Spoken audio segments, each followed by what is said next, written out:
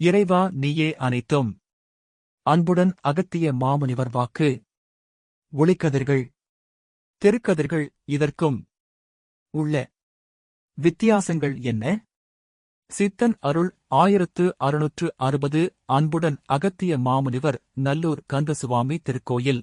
அன்புடன் அகத்திய மாமுனிவர் வாக்கு. அப்பனே, நல்விதமாகவே திருத்தலங்கள் உள்ளது என்பேன். அப்பனே, அங்குதான் திருக்கதிர்கள், ஒளிக்கதிர்கள், தெருக்கதிர்கள் இதற்கும் வித்தியாசங்கள் உள்ளது. வணக்கம் அடியவர்களே. ஒளிக்கதிர்கள், ஒளிக்கதிர்கள் மற்றும் திருக்கதிர்கள், இதன் விளக்கத்தை காண்போம் இங்கு. 1. ஒளிக்கதிர்கள். ஒளிக்கதிர்கள் அதாவது புற ஊதா அகச்சிவப்பு ஒளிக்கதிர்கள் மனிதனுக்கு கேடு விளைவிப்பவை. இதைப்பற்றி பெங்களூர் வாக்கில் குருநாதர் ஏற்கனவே குறிப்பிட்டுள்ளார். பெங்களூர் சத்சங்கம் பாகம் 10 சித்தன் அருள் 1636. 2. அகத்திய மாமுனிவர் உரைத்த வாக்கின்படி திருக்கதிர்கள். திருக்கதிர்கள் ஆலயத்திற்கு செல்லும் பொழுது இறைவனால் மேலிருந்து அனுப்பப்படும் ஆலயங்களுக்கு உள்ளே இருக்கும் திருக்கதிர் வீச்சுகள்.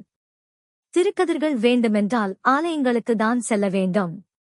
சித்தர்களால் வடிவமைக்கப்பட்ட திருக்கதிர்கள் உள்ள பழமையான ஆலயங்களில் அடிக்கடி சென்று வணங்க மிக்க நலன் உண்டாகும். அன்புடன் அகத்திய மாமுனிவர் வாக்கு.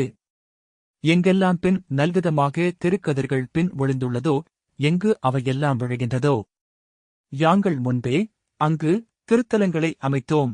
அன்புடன் அகத்திய மாமுனிவர் வாக்கு. யாங்கள் வடிவமைத்த ஆலயம்.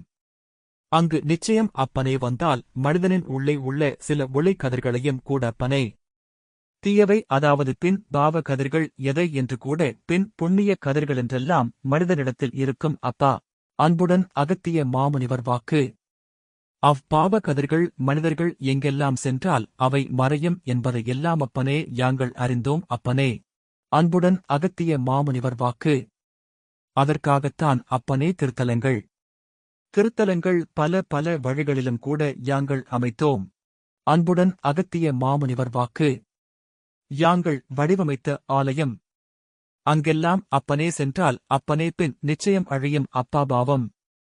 புண்ணியங்கள் பெருகும் அப்பா. ஆனால் மனிதன் செல்வதில்லையே அப்பனே. வணக்கம் அடியவர்களே. நம் குருநாதர் கருணைக்கடல் அகத்திய மாமுனிவர் உரைத்த வாக்கின்படி சித்தர்களால் வடிவமைக்கப்பட்ட திருக்கதிர்கள் உள்ள பழமையான ஆலயங்களில் அடிக்கடி சென்று வணங்க மிக்க நலன் உண்டாகும். நம் உடம்பில் உள்ள பாவங்கள் நீங்கி புண்ணியங்கள் பெருகி நல்வாழ்வு வாழ அவசியம். அகத்திய மாமுனிவர் இதுவரை உரைத்த ஆலயங்களுக்கு சென்று கொண்டே இருங்கள். உங்கள் வாழ்வு அகத்திய மாமுனிவர் அருளால், இறைவன் ஆசிகளால் சுபீட்சமடையும்.